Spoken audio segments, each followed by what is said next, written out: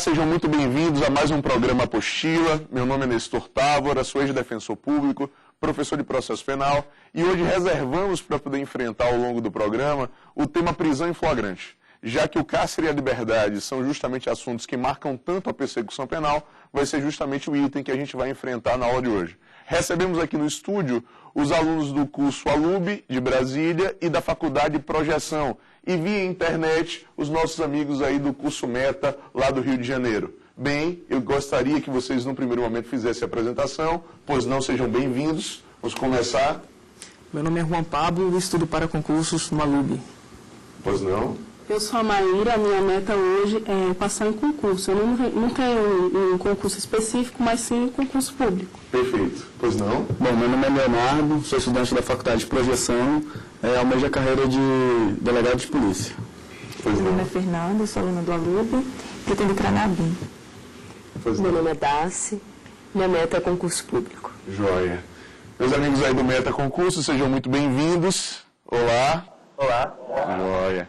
E começaremos agora, enfim, efetivamente, o nosso tema. Bem, doutores, falar da prisão em flagrante é justamente permitir a captura daquele indivíduo que é surpreendido praticando o delito. Em verdade, a prisão em flagrante, ela acaba funcionando como uma ferramenta de preservação do tecido social, justamente em razão de viabilizar a captura de quem é pego delinquindo, na expectativa de que o mal maior não venha a acontecer, que é justamente a consumação do delito.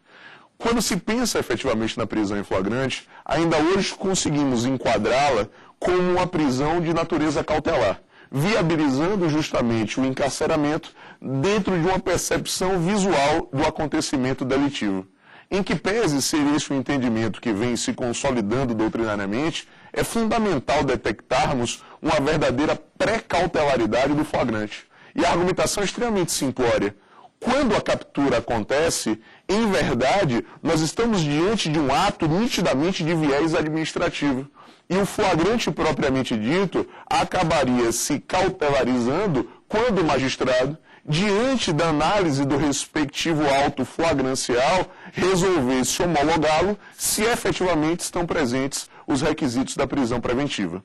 Mas diante desse diagnóstico, é fundamental percebermos que essa ideia da prisão em flagrante, como uma verdadeira imediatidade entre o acontecimento delituoso e a respectiva captura, ela vem movimentada dentro do Código de Processo Penal e até mesmo da legislação especial, numa classificação específica, justamente nesse viés doutrinário agressivo, nos permitindo fazer uma modulação das hipóteses onde seria possível capturar em flagrante. Em verdade, o artigo 302 do Código de Processo Penal, ele acaba detectando as três modalidades primárias da prisão em flagrante. A primeira modalidade flagrancial seria o chamado flagrante próprio, real ou flagrante propriamente dito. No flagrante próprio real ou flagrante propriamente dito, nós teríamos justamente a circunstância daquele indivíduo que é capturado praticando o ato delitivo, vale dizer, o indivíduo que dentro do intercrimes estaria praticando os atos executórios no momento em que é capturado. Ou daquele indivíduo que é capturado ao praticar o delito, vale dizer, o indivíduo que já encerrou os atos executórios, mas que foi capturado sem ter conseguido se desvencilhar do locus delicti.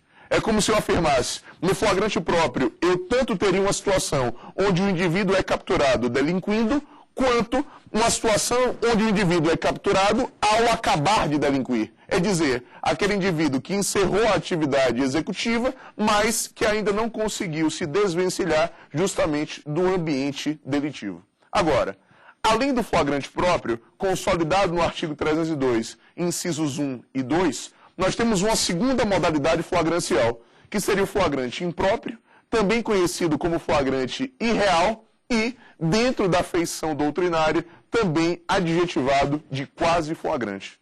Essa circunstância se apresentaria justamente para viabilizar a captura daquele indivíduo que é perseguido, mas perseguido logo após o delito, e essa perseguição, se for exitosa, vai desaguar na concretização da captura.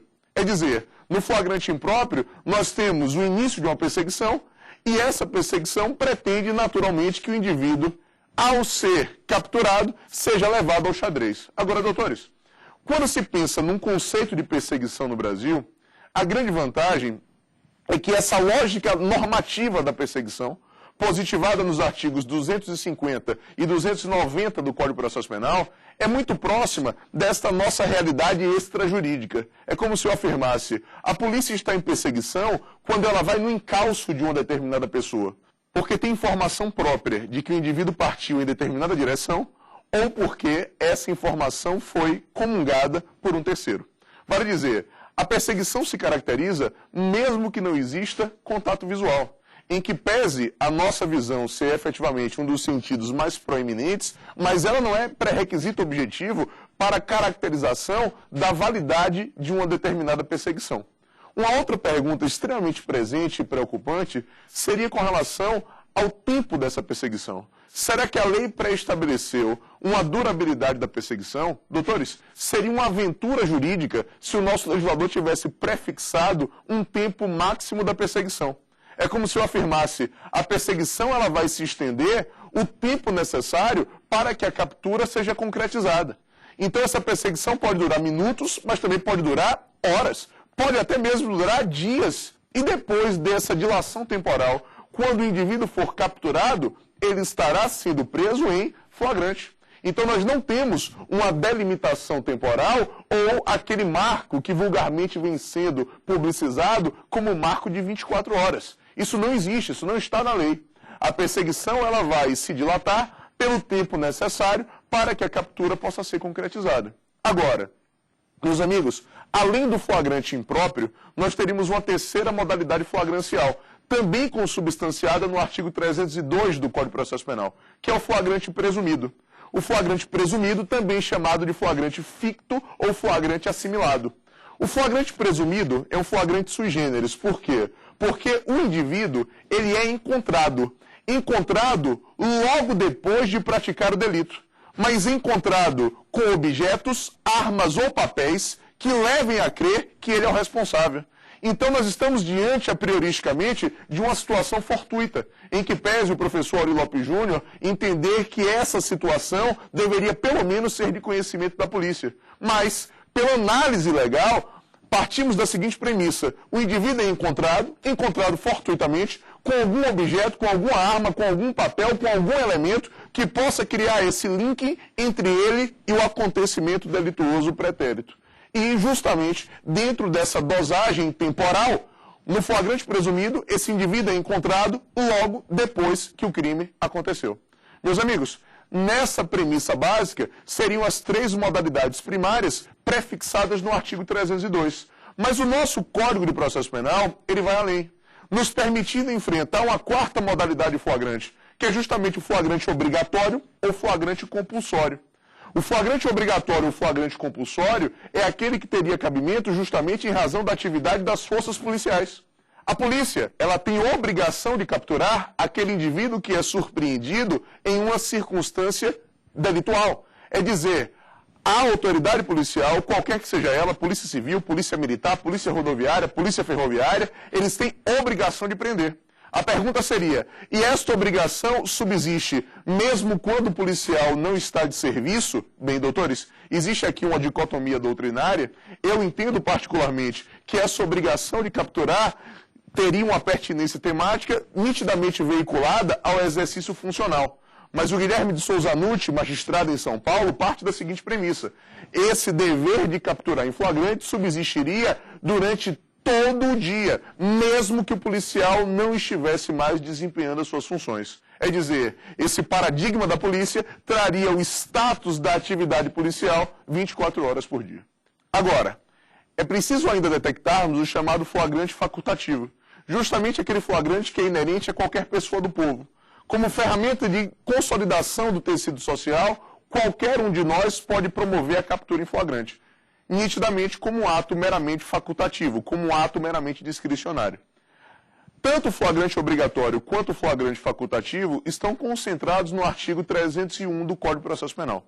Superadas essas 5 modalidades flagranciais previstas justamente nos artigos 302 e 301 do CPP, é fundamental enfrentarmos aquelas modalidades de flagrante que transcendem a leitura do Código. Uma outra modalidade de flagrante, essa nitidamente por idealização doutrinária, é o chamado flagrante esperado. No flagrante esperado, a polícia tem conhecimento que um delito vai ocorrer. E mesmo sem se imiscuir na atividade criminosa, ela fica de campana, ela aguarda o primeiro ato executório ser praticado na expectativa de concretizar a captura. É como se eu afirmasse, o flagrante esperado, ele acaba em última análise tratando justamente dessa atividade pretérita da polícia. A polícia que se antecipa ao crime e fica de campana, fica de tocaia, na expectativa de que o primeiro ato executório seja realizado e, consequentemente, para que a captura ali naquele momento seja concretizada. É fundamental perceber a crítica. Que crítica, Nestor? Ora, se o flagrante esperado não tem previsão legal, quando a captura se efetiva, o indivíduo está sendo capturado executando o delito. Então, em última análise, ele acaba se transmudando num flagrante próprio. Agora, além do flagrante esperado, é fundamental idealizarmos uma outra modalidade de flagrante, que é o flagrante forjado. O flagrante forjado é um flagrante sui generis e nitidamente ilegal, caracterizando o verdadeiro abuso. Por quê, doutor? No flagrante forjado, nós estamos prendendo aquele indivíduo que é visivelmente inocente. Nós temos uma atuação pretérita para criar um status criminoso e capturar uma pessoa que, no caso concreto, de nada sabe e está sendo presa nitidamente por um abuso praticado por um terceiro.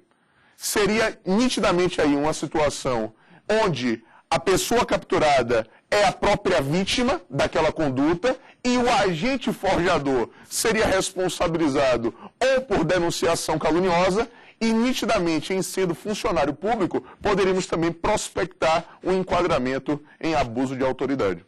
Agora, nós não podemos confundir o flagrante forjado, e eu pretendo efetivamente fazer essa dissociação, com a outra modalidade de flagrante, agora já dentro da jurisprudência sumulada do STF, que é o flagrante provocado, também conhecido como flagrante preparado, também conhecido como delito de ensaio ou delito putativo por obra do agente provocador. Qual seria a lógica do flagrante preparado ou do flagrante provocado? Nessa situação, o indivíduo acaba ardilosamente sendo estimulado a delinquir, na expectativa de que aqueles indivíduos que sejam seduzidos acabem sendo capturados. Vale dizer, eu tenho uma situação onde a pessoa é estimulada ardilosamente a praticar um delito e naquele momento, quando a atividade executória passa a ser desenvolvida, a pessoa é capturada pela autoridade policial. Então, qual seria a diferença básica entre o flagrante forjado e o flagrante preparado? No flagrante forjado, quem foi capturado não sabe efetivamente de absolutamente nada. Esse indivíduo é preso nitidamente numa situação de arbítrio. Já no flagrante preparado ou provocado, o arbítrio também existe, só que tem um ponto diferencial. Esse indivíduo foi estimulado a praticar o delito, acabou sendo seduzido pela proposta e naquele momento, quando o crime iria consumar-se, consequentemente ele é capturado. O Supremo Tribunal Federal editou uma súmula justamente analisando essa circunstância e o Supremo partiu da seguinte premissa: o Estado não pode estimular a prática do delito na expectativa de conseguir capturar em flagrante, já que os fins não justificam os meios. Nesse caso, não só a prisão é ilegal, então percebam, doutores, olha aí a caracterização nítida do arbítrio, mas também o fato praticado pelo indivíduo que foi seduzido não deve caracterizar um fato típico. Porque para o Supremo Tribunal Federal, na sua súmula 145, estaríamos diante aí de crime impossível, já que há um obstáculo peremptório à concretização da consumação. E por que existe esse obstáculo peremptório à concretização da consumação? Porque no momento em que o fato iria consumar-se, nitidamente vai ocorrer a captura, já que o aparato policial está preparado para capturar aquele indivíduo assim que o primeiro ato executório for desenvolvido. Maravilha? Então, nesse contexto, o flagrante preparado ou provocado encontra ressonância nitidamente na súmula 145 do STF. É verdade que existe uma crítica doutrinária contundente aos argumentos do Supremo Tribunal Federal para a edição da súmula 145, mas ela atualmente continua prevalecendo. E, doutores, ainda dentro do corte dessa classificação, é fundamental idealizar o chamado flagrante postergado, também conhecido como flagrante diferido, flagrante estratégico, também conhecido como ação controlada. O flagrante postergado, em verdade, ele foi idealizado pela Lei 9.034 de 95, a Lei de Combate e Repressão ao Crime Organizado. A expectativa seria a seguinte: ora, quando a polícia está monitorando uma organização criminosa, é possível que os policiais acabem presenciando a prática de alguns delitos. Muitas vezes delitos secundários, delitos de só menos importância. E se o policial se visse obrigado a promover a captura, naquele momento, é possível que toda a operação para desbaratar aquela organização criminosa caísse por terra. Então, o que é que a Lei 9.034 permite? Permite que a polícia postergue a intervenção, vale dizer, deixe de promover naquele momento a captura, na expectativa de efetivá-la no momento mais oportuno. No momento mais oportuno para a prospecção probatória, para a captura do maior número de infratores e, naturalmente, para o enquadramento no delito exponencial da organização. O flagrante postergado também foi idealizado pela Lei 11.343 de 2006, a Lei de Tóxicos, mas na Lei de Tóxicos nós pressupomos autorização judicial motivada, prévia oitiva do MP, e além disso, é necessário que se conheça o provável itinerário da droga que vai transitar no território brasileiro e, eventualmente, naturalmente, os criminosos envolvidos. Maravilha? Agora, diante dessa análise classificatória do flagrante, é fundamental que nós possamos prospectar o respectivo procedimento. O procedimento da prisão em flagrante é um procedimento que foi alterado.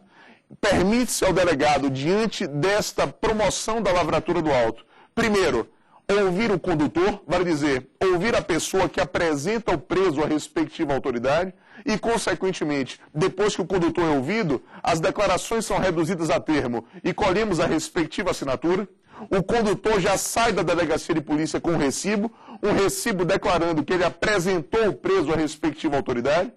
Depois nós vamos ouvir as respectivas testemunhas que têm conhecimento do acontecimento delituoso, precisam ser ao menos duas. Se tivermos apenas uma, nada impede que o condutor funcione como a segunda. É possível, eventualmente, que não existam testemunhas do fato delituoso, e nesse caso, a autoridade policial poderá se valer de duas pessoas, de duas testemunhas chamadas de testemunhas instrumentais. Essas pessoas nada sabem do acontecimento, apenas vão declarar que presenciaram a apresentação do preso à respectiva autoridade. E, naturalmente, quando as testemunhas prestam declaração, essas declarações serão reduzidas a termo e colhida a respectiva assinatura. Na sequência, o conduzido, vale dizer, o flagranciado, deve ser ouvido, assegurando-se, consequentemente, as prerrogativas constitucionais. O primeiro, que é o direito ao silêncio, nitidamente, e o segundo, que é o direito à assistência. E o direito de assistência nada mais é do que o direito de contactar a alguém de sua confiança que você foi capturado. Ouvido o conduzido e nitidamente as suas declarações serão reduzidas a termo e vamos colher a respectiva assinatura, é possível que o conduzido não saiba, não possa ou não queira assinar o respectivo termo. Para isso, doutores, qual seria a saída? Bem, para mais uma vez integralizarmos a forma, nós vamos suprir essa omissão com a utilização de duas testemunhas, também são testemunhas chamadas de testemunhas instrumentais. Doutores, depois que todas essas pessoas prestaram declaração, o delegado tem os respectivos termos de declaração. Cabe a ele se fazer a seguinte pergunta: será que efetivamente o delito ocorreu? Será que o capturado é o responsável por ele? Será que a captura está dentro do esquadrinhamento legal? Se o delegado entende positivamente, cabe a ele determinar que o escrivão lavre o respectivo auto. Caso contrário, aquele que foi capturado será liberado. E nesse contexto, nós entendemos que o delegado estaria relaxando a prisão. Prisão que se efetivou no momento da respectiva captura. É verdade que uma parcela da doutrina entende que o delegado não poderia relaxar a prisão. Seria, em verdade, um juízo negativo de admissibilidade do flagrante. Mas, na nossa percepção, como a captura já consolida efetivamente que o indivíduo perdeu a sua liberdade ambulatorial, consequentemente, se ele é liberado depois de ter sido capturado, o delegado estaria promovendo o respectivo relaxamento. É fundamental detectarmos ainda que algumas pessoas no Brasil, elas só podem ser presas por crime inafiançável, vale dizer, capturadas em flagrante por crime inafiançável. É o que acontece com os magistrados, é o que acontece com os promotores, é o que acontece com os integrantes do respectivo Congresso Nacional. E percebermos fundamentalmente que em algumas situações específicas, a lavratura do auto de prisão em flagrante, ela sofre algumas peculiaridades. É como se eu afirmasse, ora, nos crimes de iniciativa privada e nos crimes de ação pública condicionada, a lavratura do auto pressupõe a aquiescência do respectivo interessado. Já nos juizados especiais, justamente com essa nítida vantagem de descarcerizar, nós partimos da seguinte premissa. Nas infrações de menor potencial ofensivo, em regra, o auto de prisão em flagrante é substituído pela lavratura do termo circunstanciado de ocorrência, desde que o capturado se comprometa a comparecer aos juizados especiais ou seja imediatamente encaminhado aos juizados, à luz da leitura do artigo 69 da Lei 9.099 de 95.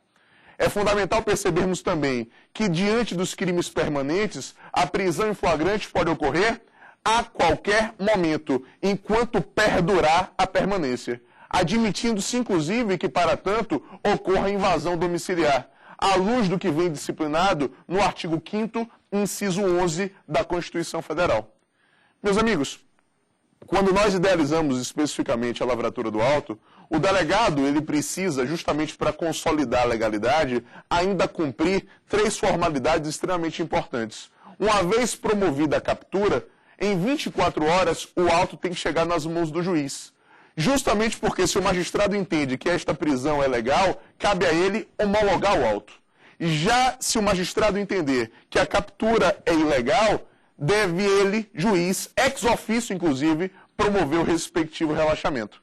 Agora, nas mesmas 24 horas contadas da respectiva captura, cabe ao delegado promover a remessa de cópia do auto para o defensor público, desde que o capturado não tenha advogado. E ainda é fundamental destacarmos, nessas mesmas 24 horas, deve o delegado entregar ao capturado a nota de culpa, como um verdadeiro mandamento constitucional, já que a nota de culpa vai informar ao preso os motivos da prisão e quem são os respectivos responsáveis. Ok? Então, dentro desse diagnóstico, nitidamente, com volume de informações significativo, essa é a estrutura primária da prisão em flagrante. No segundo bloco, nós aqui vamos justamente responder as perguntas apresentadas pelos nossos convidados e aguardo vocês só mais um minuto.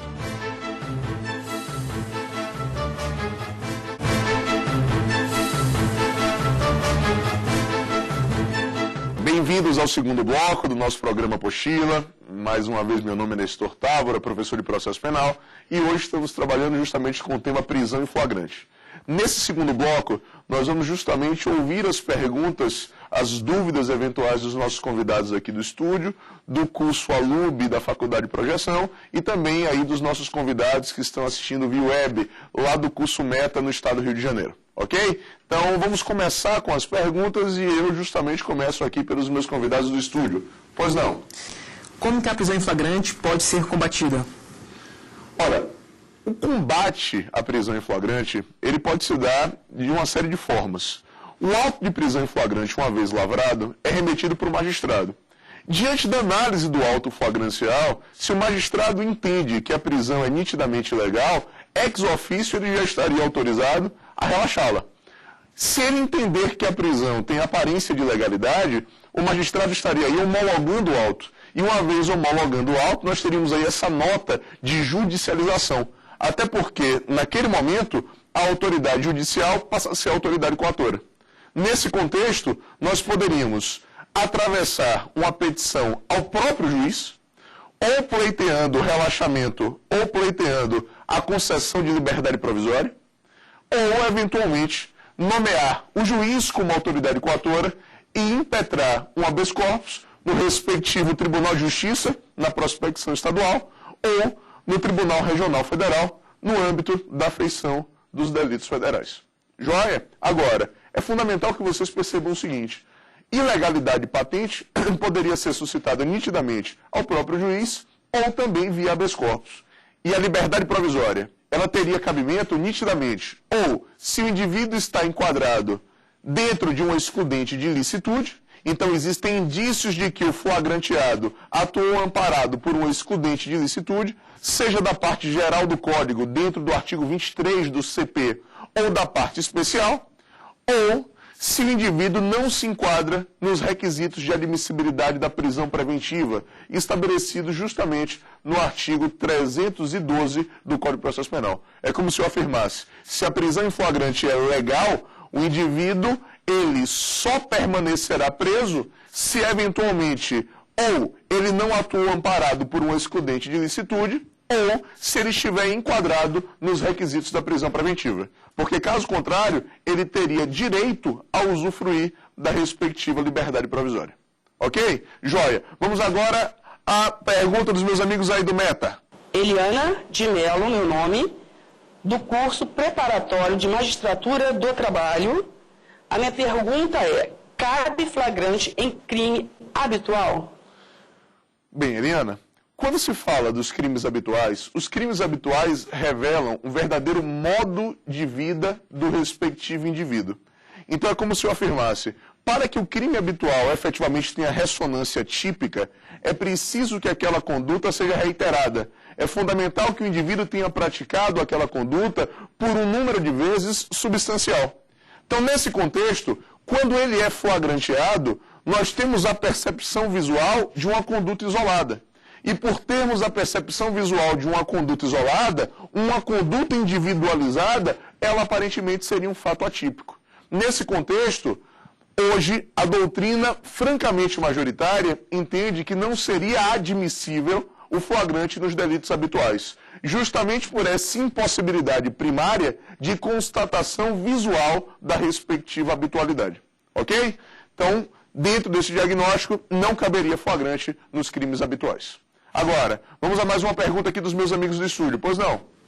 Professor, como poderíamos exemplificar o flagrante forjado e o flagrante preparado?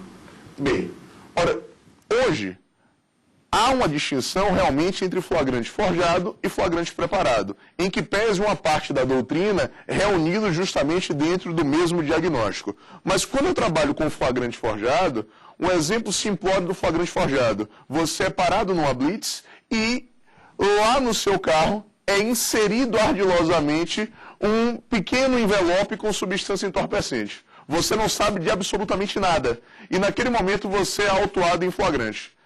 Essa circunstância faria com que eu detectasse que no aspecto cognitivo, quem foi capturado não sabia de absolutamente nada e, consequentemente, foi preso em razão de uma manobra, em razão de um ardil prospectado por terceiro. Esse seria um exemplo do flagrante forjado.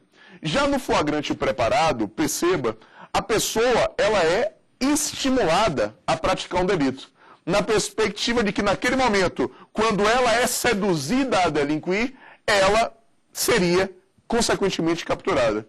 Eu poderia lhe dar como exemplo o indivíduo que é seduzido por um policial disfarçado a praticar uma determinada conduta. Então, imaginemos você que quer fazer concurso público. Nós anunciamos, através de uma pessoa disfarçada, que o gabarito do respectivo edital que você pretende submeter, esse gabarito vazou. E eu informo que eu tenho esse gabarito e, consequentemente, lhe faço a oferta em R$10 mil eu iria lhe fornecer. Você, então, no dia da avença, vem até o local combinado, sem saber de absolutamente nada, sem saber que eu sou um policial disfarçado, e no momento da entrega do valor, você é capturado em flagrante. Então, eu estaria diante de uma situação que foi criada, você estaria funcionando como coadjuvante numa peça teatral e, nitidamente, nesse caso, todo o seu redor está sendo monitorado na perspectiva de que você seja capturada assim que a avença fosse concretizada. Esse seria o flagrante preparado ou provocado. Você foi estimulada ardilosamente a praticar um delito e no momento em que foi seduzida e na hora que o crime iria efetivamente se consumar, você é capturada. Mais uma vez, enquadraríamos aí na súmula 145 do Supremo, afirmando que nesse caso também haveria uma ilegalidade, a prisão nitidamente deve ser relaxada, mas além disso, o fato que você praticou não deve ser enquadrado como um fato típico, porque segundo o Supremo, estaríamos diante de verdadeiro crime impossível. Ok? Agora, vamos lá os meus amigos do Meta, pois não? Olá, meu nome é Michele, a minha pergunta é a seguinte: o que fazer se na localidade da captura não há delegado?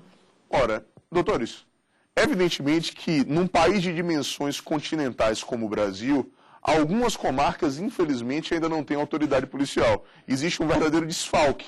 Nesse contexto, se a captura foi realizada numa comarca onde não temos autoridade policial, o indivíduo que foi capturado deverá ser conduzido para a localidade mais próxima e, consequentemente, nessa localidade mais próxima, o respectivo auto de flagrante vai ser lavrado. Então, perceba, é possível que o crime se consume numa comarca, mas a captura ocorra em uma outra comarca. E, consequentemente, nesse caso, se a captura ocorreu numa outra comarca, o delegado que atua no local onde a captura aconteceu é que deve promover a presidência da lavratura do auto. E se nesse local onde a captura aconteceu nós não temos autoridade policial, o auto seria lavrado na localidade mais próxima. Ok? Joia. Vamos lá, mais uma pergunta aqui do estúdio. Pois não? Bom, professor, minha pergunta é a seguinte: a autoridade policial ela pode prender em flagrante delito a pessoa estando em legítima defesa? Ora, essa discussão hoje é extremamente importante. Por quê? A legítima defesa é uma das excludentes de licitude provisionadas no Código Penal. Hoje, no aspecto formal, eu lhe diria o seguinte: quem é surpreendido numa circunstância delituosa, mas aparentemente está amparado por uma excludente de licitude, qualquer que seja ela, legítima defesa, estado de necessidade, exercício regular de direito ou estrito cumprimento do dever legal, no aspecto formal, deveria o delegado capturar o indivíduo, lavrar o auto e promover a remessa à respectiva autoridade judicial. Já que, se o juiz, analisando o auto de flagrante, entender que efetivamente existem indícios dessa excludente, caberia a ele conceder liberdade provisória. A liberdade provisória é amparada no artigo 310 do Código de Processo Penal. Com o novo Código de Processo Penal, e nitidamente hoje a discussão quanto ao novo Código é uma discussão que se avoluma no Brasil, a autoridade policial poderá deixar de promover o recolhimento ao cárcere daqueles indivíduos que foram capturados em situação que se avizinha efetivamente no aspecto indiciário a um excludente de licitude. Hoje, pela lei, isso ainda não acontece. Então deveria o delegado lavrar o auto, remeter o auto para o juiz e o indivíduo estaria esperando que o magistrado concedesse a respectiva liberdade provisória. Evidentemente que, na prática, alguns delegados, justamente nessa percepção de sensibilidade do caso concreto, vêm tentando minimizar os rigores do Código de Processo Penal. Porque o indivíduo que nitidamente está amparado por um excludente de licitude, não seria razoável que ele aguardasse recolhido ao xadrez que o magistrado deliberasse quanto à sua liberdade provisória. Mas no aspecto formal de um código ainda da década de 40, seria assim. E, com o novo código, o delegado já estaria autorizado efetivamente a não promover o respectivo recolhimento ao xadrez. Ok? Joia? Então, bem, essas foram as perguntas aqui dos nossos convidados. Nós vamos agora a um pequeno intervalo e no terceiro bloco nós voltaremos com um quiz, justamente com perguntas que serão apresentadas e previamente formuladas, perguntas dos principais concursos públicos do Brasil, e aqui os nossos convidados serão justamente chamados agora a gabaritá-las, para que a gente faça um roteiro e o ganhador será aqui premiado efetivamente com livros, justamente aqui para fomentarmos aí o aprimoramento do estudo acadêmico. Ok? Até daqui a pouco, aguardo vocês.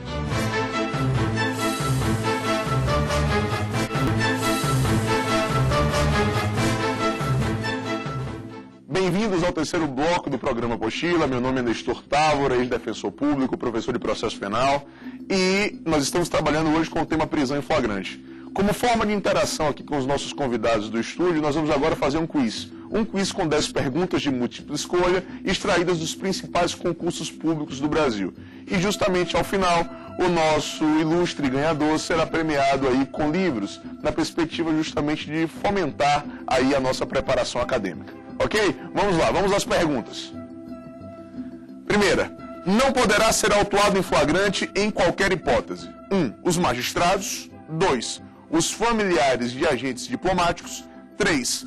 Para assegurar a aplicação da lei penal. E 4. Os membros do Congresso Nacional. Podem marcar.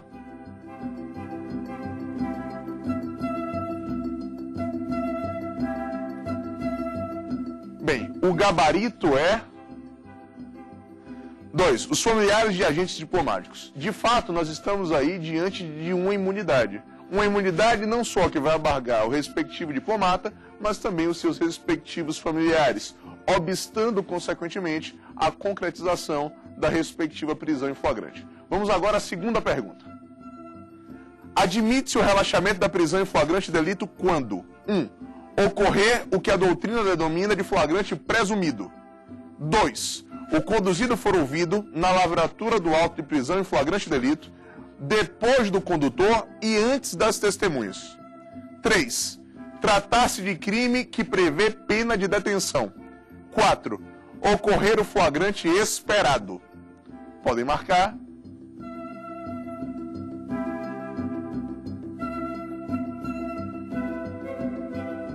Bem, o gabarito é 2.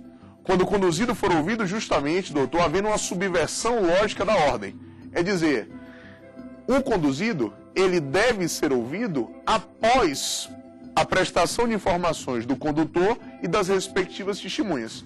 Se eu tenho uma subversão da ordem, é sinal que o capturado, a pessoa que foi flagranteada, estaria sendo ouvida antes propriamente da oitiva das testemunhas, daquelas pessoas que presenciaram a situação flagrancial. Essa subversão da ordem causaria prejuízo e, consequentemente, em razão do desrespeito à forma, haveria, consequentemente, a viabilidade do relaxamento prisional. Ok? Vamos agora à terceira pergunta.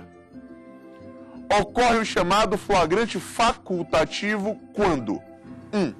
A prisão em flagrante se dá no momento em que alguém está no cometimento da infração penal. 2. A prisão em flagrante é efetuada por qualquer do povo. 3. A prisão em flagrante é efetuada pela autoridade policial ou por seus agentes. 4. A prisão em flagrante se dá por crime a que a lei comina pena de detenção. Podem marcar.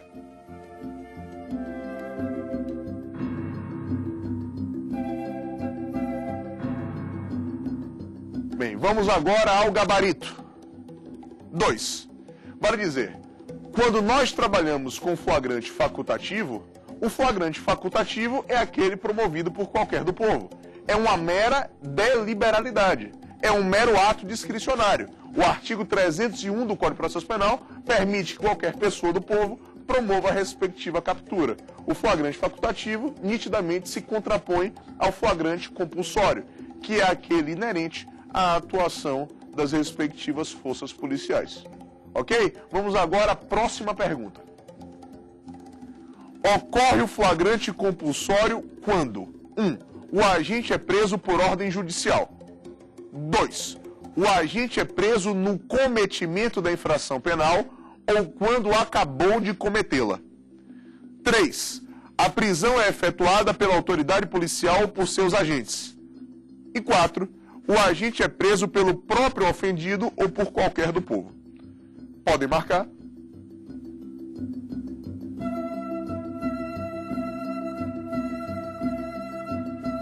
E a resposta é 3. A prisão é efetuada pela autoridade policial ou por seus agentes. Nitidamente, doutores, à luz do artigo 301 do Código de Processo Penal, a autoridade policial e os seus agentes têm o dever funcional de promover a respectiva captura em flagrante. Agora, vamos à próxima pergunta. Praticou um crime, foi perseguido e preso em um local onde não existe delegado. 1. Será apresentado ao delegado o local mais próximo, que presidirá a lavratura do auto de prisão em flagrante. 2. Não será lavrado o flagrante. Assina um termo de compromisso de comparecimento perante o delegado local onde cometeu o delito. 3. será conduzido até delegado onde foi cometido o fato, para a lavratura do auto de prisão em flagrante, onde tramitará o inquérito policial. 4. O delegado onde foi cometida a infração se deslocará até o local mais próximo da prisão que contém sede de delegacia, para presidir a lavratura. Podem marcar.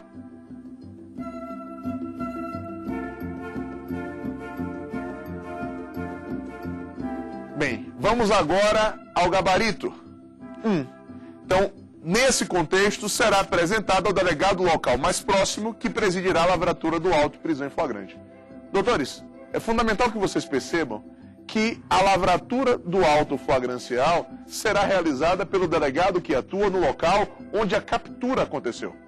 Então, nesse diagnóstico, se eventualmente o crime se consumou em uma comarca, mas o indivíduo foi perseguido e capturado em flagrante em uma outra circunscrição, a lavratura do auto de flagrante será realizada pelo delegado que atua onde a captura se efetivou. Agora, e se nesse local não temos autoridade policial? O auto seria lavrado na localidade mais próxima onde exista autoridade policial. Em que pese, é importante consignar isso, o inquérito policial será instaurado no local onde o crime se consumou. Agora, o auto de flagrante será lavrado justamente na localidade onde ocorreu a captura. Ok? Joia. Vamos agora à próxima pergunta. Assinale a opção correta. 1. Não pode ser sujeito passivo do flagrante o magistrado. 2. Não pode ser preso em flagrante delito o membro da mesa receptora durante o exercício de suas funções, segundo o Código Eleitoral. 3. Na lavratura do auto de prisão em flagrante, para integrar o mínimo legal, a autoridade policial poderá ouvir o condutor do preso como testemunha. 4. Não é cabível a prisão em flagrante em crime de ação penal privada. Podem marcar.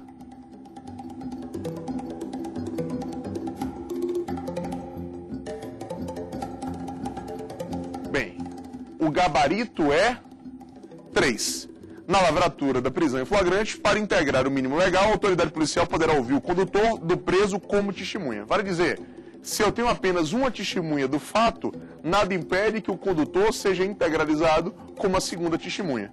E se eventualmente não temos nenhuma testemunha do fato, essa omissão é suprida com a utilização de 2 pessoas que são chamadas de testemunhas instrumentais. Essas pessoas apenas vão declarar que presenciaram a apresentação do preso à respectiva autoridade. Seriam também chamadas de testemunha de apresentação. Ok? Vamos agora à próxima pergunta. Acerca da prisão processual, assinale a opção correta. 1. No flagrante real, o agente é perseguido logo após cometer o ilícito, em situação que faça presumir ser ele o autor da infração. 2.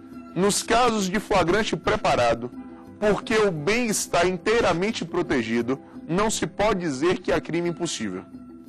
3. No flagrante preparado, a consequência é a soltura do indiciado, em nada influindo a preparação do flagrante na conduta típica praticada pelo agente. E 4. Havendo autoridade policial na circunscrição, a lavratura de auto de prisão em flagrante em local diverso da prisão ocasiona a sua nulidade. Podem marcar.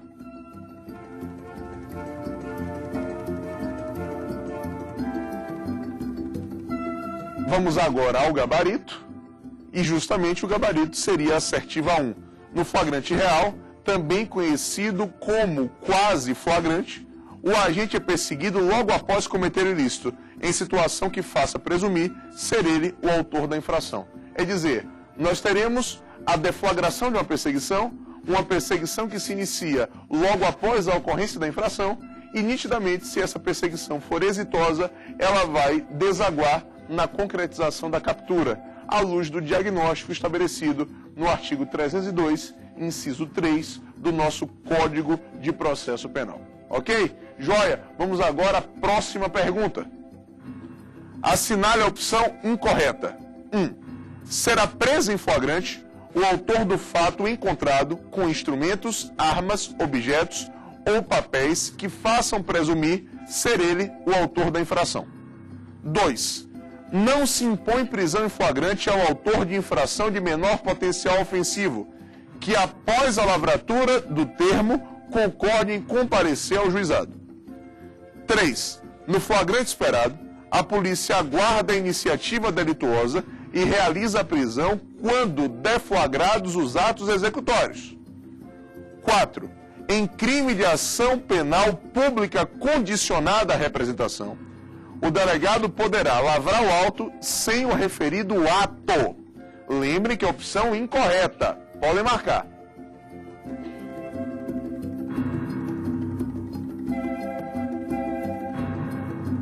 Vamos agora ao gabarito. Assertiva 4. Em crime de ação pública condicionada à representação, o delegado poderá lavrar o auto sem o referido ato. Isso é absolutamente falso, justamente porque nos crimes de ação penal privada e nos delitos de ação pública condicionada, a lavratura do auto pressupõe a respectiva aquiescência do legítimo interessado. É como se eu dissesse, existe um requisito objetivo pretérito. O interessado precisa aquecer para que a formalização da prisão se concretize. Ok? Vamos agora à próxima questão. Se a prisão em flagrante feita não contar com testemunhas da infração, o delegado 1. Fará diligências no local dos fatos em busca de testemunhas da infração, antes de lavrar o auto de prisão em flagrante. 2. Não lavrará o auto de prisão em flagrante por falta de testemunhas. 3. Lavrará o auto de prisão em flagrante que será assinado apenas pela própria autoridade, pelo autuado e pelo condutor. 4. Lavrará o auto de prisão em flagrante, mas com o condutor deverão assiná-lo 2 pessoas que tenham testemunhado a apresentação do preso à autoridade. Podem marcar.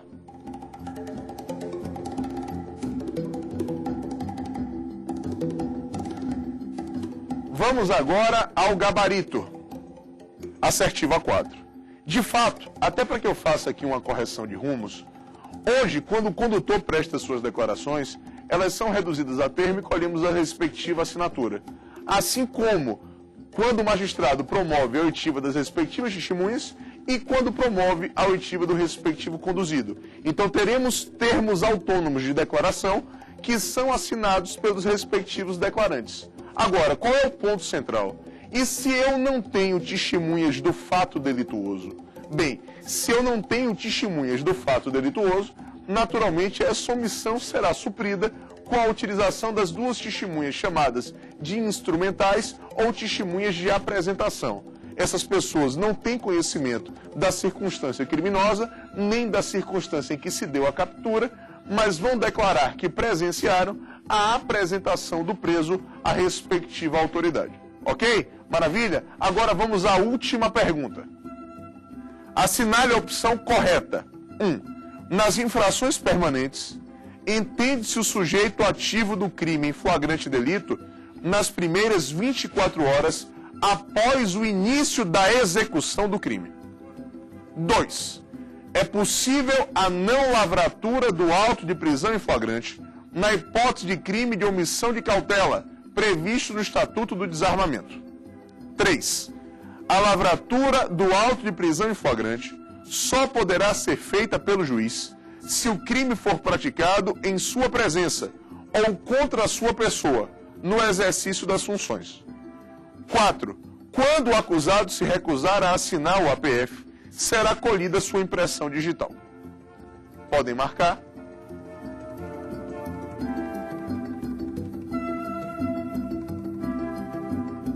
Vamos agora ao nosso gabarito. Assertiva 3. Excelente. Por quê, doutores? O delegado hoje não é a autoridade que privativamente irá presidir a lavratura do auto.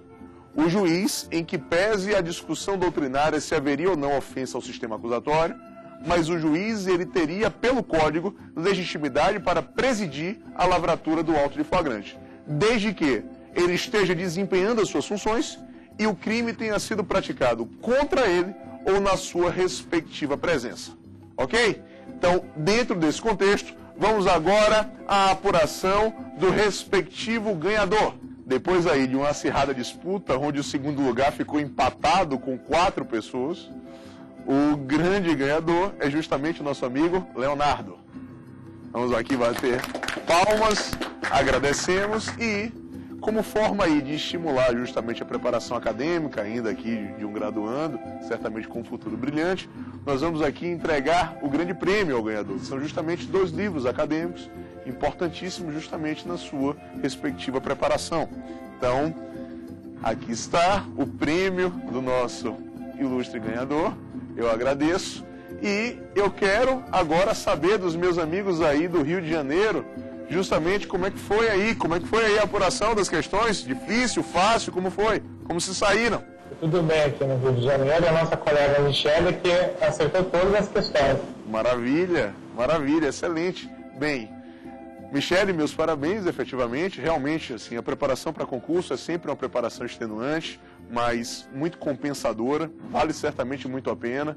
A gente tem alguns períodos, efetivamente, de absoluta reclusão para formatação justamente do aprimoramento daquilo que vocês precisam, mas é sempre importante, talvez aí o nosso programa Apostila objetive justamente isso, essa preparação e análise de alguns pontos fundamentais dentro aí das provas no Brasil afora, ok? Agradeço mais uma vez a atenção de vocês, a presença. Esse foi mais um programa Apostila. O meu nome é Nestor Távora e até a próxima. Um forte abraço a vocês.